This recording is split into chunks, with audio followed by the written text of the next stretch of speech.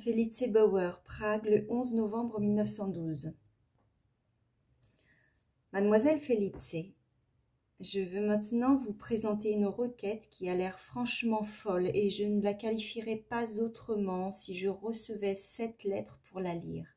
Mais c'est aussi l'épreuve la plus forte à laquelle on peut soumettre le plus bienveillant des êtres humains. Alors je vous en prie, ne m'écrivez qu'une fois par semaine et faites en sorte que je reçoive votre lettre le dimanche. En effet, je ne supporte pas vos lettres quotidiennes et je ne suis pas en état de les supporter. Je réponds par exemple à votre lettre et suis allongée dans mon lit calme en apparence, mais un battement de cœur parcourt mon corps et je ne connais plus rien d'autre que vous. Comme si je t'appartenais.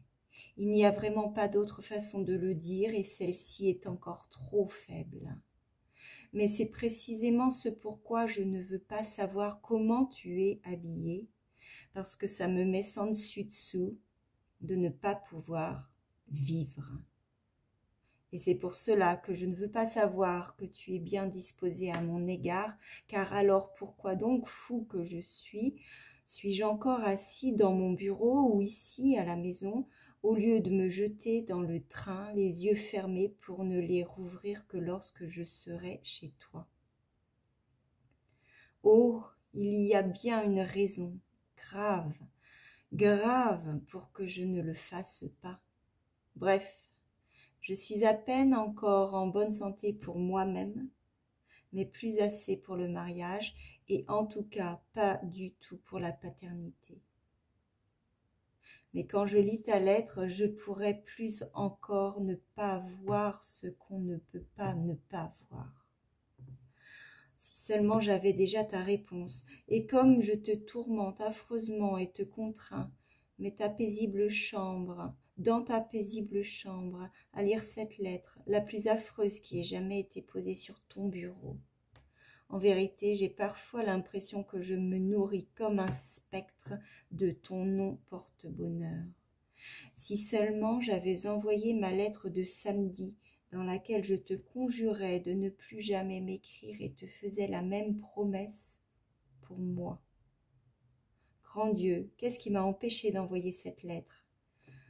Tout serait bien, mais y a-t-il encore à présent une solution pacifique? Est-il utile que nous nous écrivions une seule fois par semaine? Non, ce serait une petite souffrance qu'on pourrait supprimer de la sorte. Je le prévois bien, ces lettres du dimanche, je ne pourrai pas non plus les supporter. Et pour cette raison, pour réparer ce que nous avons manqué samedi, je te prie, arrivé à la fin de cette lettre avec une force déjà un peu défaillante, laissons tout cela, si notre vie nous est chère. Ai-je voulu signer avec ton?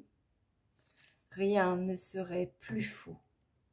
Non, mon moi est éternellement lié à moi, c'est moi, et je dois tenter de l'assumer. Franz.